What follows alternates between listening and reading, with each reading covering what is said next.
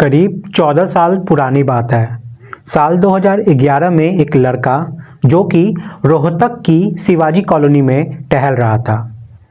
इसी बीच में कुछ लोग ने उस पर हमला करते हुए ताबड़तोड़ चाकू से वार करना शुरू कर दिया और जैसे ही उस लड़के की हत्या हो जाती है, उसके शव को एक बोरी में पैक किया जाता है और पैक करने के बाद रेलवे लाइन के पास एक गड्ढा होता है, वहां पर फेंक दिया जाता है। हालांकि परिवार वालों ने आरोपियों के खिलाफ शिकायत की, उन्हें जेल भेजा गया, लेकिन वह कानून के साथ ऐसी लुकाछुपी करते हैं कि आखिरकार वो लोग बाहर निकल आते हैं। इस घटना को 14 साल का समय बीत जाता है। 14 साल के बाद इस घटना में एक और हत्या होती है। हत्या होती है उसके बहन की, और जैसे ही उसकी बहन की हत्या होती है, उसकी लाश को एक सूटकेस में भरकर फेंक दिया जाता है, जैसे भाई की लाश को एक बोरी में रखकर फेंक दिया गया था। ये मामला सोशल मीडिया पर इस कदर वायरल होता है कि देश भर में चारों तरफ इस सूटकेस के अंदर जो लड़की मिलती है उसकी चर्चा शुरू हो जाती है। दरअसल आज की कहानी के माध्यम से ये जानने की कोशिश करते हैं कि आखिरकार उस लड़की की हत्या क्यों हुई थी, क्या है उसकी हत्या की असली कारण। यही इस कहानी के माध्यम से हम समझने की कोशिश करते हैं। नमस्कार, मैं हूं मुकेश। आज की जो सच्ची घटना मैं आपको सुनाने जा रहा हूं, ये सच्ची घटना है हरियाणा की। हरियाणा प्रदेश का एक जिला है रोहतक। रोहतक की यह सच्ची घटना है। दरअसल रोहतक दिल्ली हाईवे के किनारे एक छोटा सा कस्बा लगता है, नाम है सांपला। सांपला कस्बे में जो हाईवे गुजर रहा है उसके पास रोडवेज बस स्टैंड है, और बस स्टैंड के बराबर में जो ये हाईवे है उसकी सर्विस रोड के बराबर में एक बाउंड्री वॉल है। बाउंड्री वॉल के पास में ही एक सूटकेस रखा हुआ है। सूटकेस पर आते आते लोगों की नज़र पड़ रही है। 1 मार्च 2025 की सुबह 11 बजे के आसपास का वाकया था। लोगों ने एक दूसरे से कहना शुरू कर दिया कि यहाँ पर किसी का बैग छूटा हुआ है, लेकिन नया बैग है, ऐसे कोई कैसे रख के जा सकता है। जैसे ही पुलिस को सूचना दी जाती है तो पुलिस मौके पर पहुंचती है। पुलिस ने आकर उस सूटकेस को जैसे ही खोला तो पता चला कि उसके अंदर एक लड़की को मारकर, उसका हाथ पैर तोड़कर उसे बिल्कुल उस सूटकेस में फिट कर दिया गया है। और जब उस लड़की के बारे में पहचान करने की कोशिश की गई, चूंकि उसका चेहरा बिल्कुल लाल हो चुका था, होठों से खून बह रहे थे, इसलिए कई घंटे लग जाते हैं ये पहचान करने में कि यह जानने में कि ये आखिरकार ये लड़की है कौन। और जैसे ही उस लड़की का नाम सामने आता है, लगभग 22-23 साल के आसपास की उम्र रही होगी। नाम था हिमानी नरवाल। हिमानी नरवाल का नाम जैसे ही सामने आता है, सोशल मीडिया पर यह फोटो बहुत तेजी के साथ वायरल होने लगता है। दरअसल साल 2023 में राहुल गांधी जब भारत जोड़ो यात्रा निकाल रहे थे, तो इसी भारत जोड़ो यात्रा के अंदर में अलग अलग हस्तियां, चाहे वो फिल्म हस्तियां हो या फिर मशहूर चेहरे हों या फिर अलग अलग फील्ड में काम करने वाले लोग हो, इस तरह से भारत जोड़ो यात्रा का हिस्सा वो बन रहे थे। और इसी बीच में हिमानी नरवाल, जो कि हरियाणवी पोशाक में थी, अपने हरियाणवी वेशभूषा में थी, तो शायद कुछ लोगों को ये लगा होगा कि सोचा होगा उन्होंने कि अगर राहुल गांधी के साथ जब ये लड़की हरियाणवी वेशभूषा में चलेगी तो उसका जो कल्चर है वो भी पूरे समाज में, पूरे हिंदुस्तान में जाकर पहुंचेगा। और जैसा सोचा था ठीक वैसा ही हुआ। हिमानी नरवाल जब राहुल गांधी जी से मुलाकात करती है तो उसके बाद उसकी फोटो सोशल मीडिया पर वायरल होने लगती है। अब उसके बाद इस लड़की की पहचान जगह जगह बनने लगती है, लोग इसको पहचानने लगते हैं, सोशल मीडिया पे ये लड़की छाने लगती है।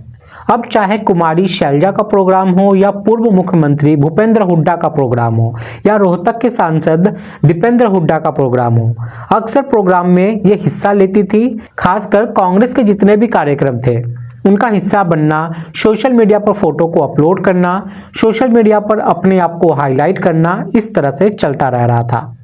अब एक दिन जब हिमानी फेसबुक के पन्ने को पलट रही थी तो पलटते पलटते एक लड़के से वो टकरा जाती है, और लड़के का नाम होता है सचिन।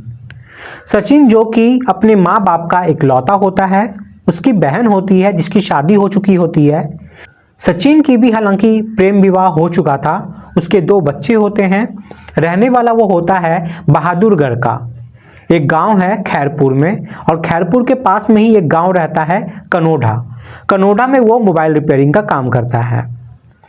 अब इस लड़के यानी कि सचिन की हिमानी से बातचीत शुरू हो जाती है।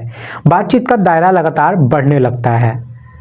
एक मीडिया रिपोर्ट की माने तो यह बात लगभग 6 महीने पहले की बात है। ये दोनों आपस में मिलने जुलने लगते हैं, साथ रहने लगते हैं। लड़की का एक भाई होता है, उसका साल 2011 में मर्डर हो जाता है।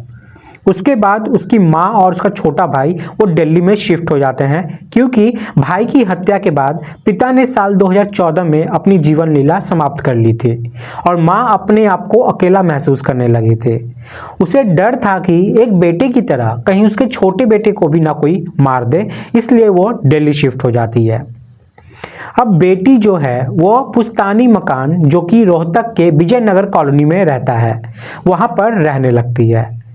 जब तक नानी जिंदा थी तब तक वह नानी के साथ रहती थी, लेकिन नानी का जब इंतकाल हो जाता है तब ये लड़की अकेली रहती है और सचिन का इस घर में बेरोक टोक के आना जाना चलता रहता है।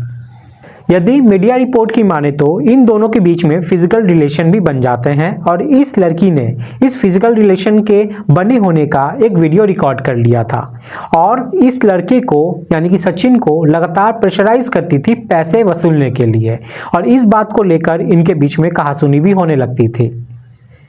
बताया जाता है कि 3 लाख रुपए के आसपास सचिन से पैसे लिए जा चुके थे, लेकिन मीडिया रिपोर्ट की इस बात को पुलिस बिल्कुल नकार रही है।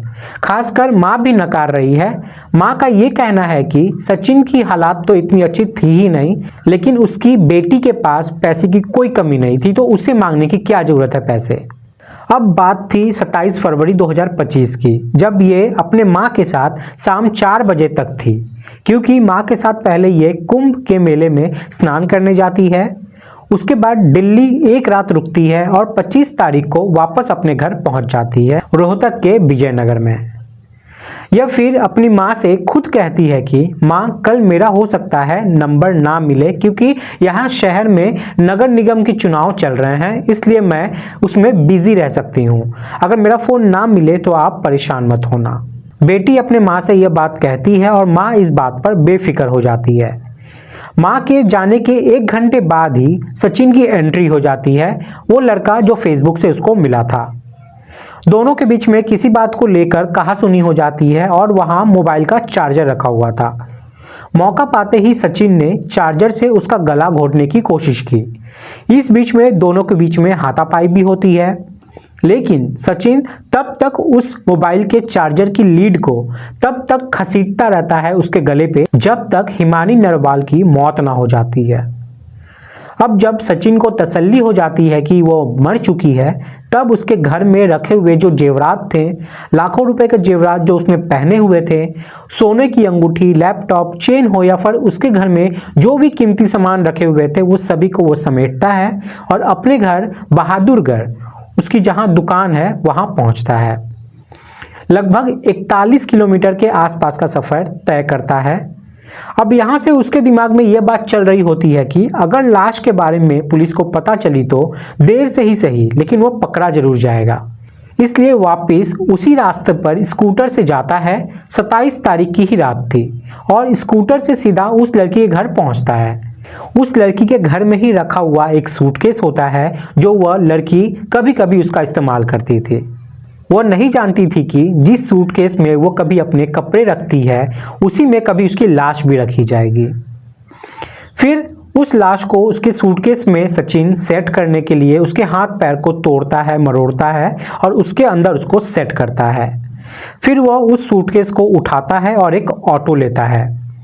कोई भी उसे देखकर इस बात का अंदाजा नहीं लगा सकता था कि उस सूटकेस में लाश रखा होगा, और वो वहां से लगभग 26 किलोमीटर का सफर तय करता है।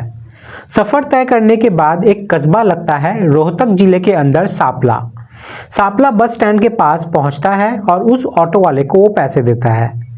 वहां जो सर्विस लाइन थी वही एक बाउंड्री वॉल थी, वही फूलों की झाड़ियों में वो उस लाश से भरी सूटकेस को रख देता है। 1 मार्च 2025 को ये लाश मिलती है। पुलिस के पास यह मामला पहुंचता है। इस मामले की जांच पुलिस बहुत तेजी से करती है, क्योंकि नगर निगम का चुनाव भी चल रहा था तो एक प्रेशर था। पुलिस ने बड़ी शिद्दत ईमानदारी से काम करते हुए केवल 36 घंटे में ही सचिन को गिरफ्तार किया और गिरफ्तार करने के बाद उसको जेल भेजा जा रहा है। कोर्ट से रिमांड भी ली जा चुकी है, लेकिन अभी पुलिस सही बात कहने को तैयार नहीं है कि आखिरकार माजरा क्या है। लेकिन मीडिया रिपोर्ट की माने तो वो पैसे का लेन देन और इन दोनों के बीच में फिजिकल रिलेशन भी था। अब इन सब बात में कितना सच है कितना नहीं वो पुलिस की जांच के बाद ही स्पष्ट हो सकता है, लेकिन जो कातिल है वो अकेले था और इस घटना को वो अकेले ही अंजाम दिया है, ऐसा पुलिस कह रही है। लड़की इस सचिन के चक्कर में आ चुकी थी, जो कि पहले से ही शादीशुदा होता है, प्रेम विवाह किया हुआ था, 2 बच्चों का बाप भी होता है। फिलहाल पुलिस ने जब इस घटनाक्रम का खुलासा किया था तो इसमें 8 टीमें लगाई गई थी और एसआईटी का गठन किया गया था और लगभग 25 किलोमीटर के दायरे में जितने भी कैमरे थे उन कैमरे से जब देखना शुरू किया है तब जाके एक लड़का बैग लेके जाता हुआ दिखाई दिया है। वहीं से सचिन की लीड मिलती है। इस लड़की के भाई का लगभग 14 साल पहले मर्डर हो जाता है और साल 2014 में भाई के मर्डर के 3-4 साल बाद पिता ने भी अपनी जान दे दी। घर में ऐसा बिखरा फैला है कि मां ने अपने बेटे की जान बचाने के लिए बेटे के साथ दिल्ली शिफ्ट हो जाती है, लेकिन बेटी पुश्तैनी मकान में ही अकेले रहती है और उसकी जिंदगी की लीला भी जो है वो भी अब समाप्त हो चुकी है।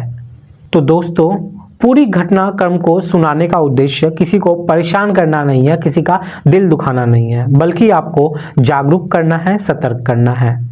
अपना ख्याल रखें, सुरक्षित रहें। जय हिंद, जय भारत।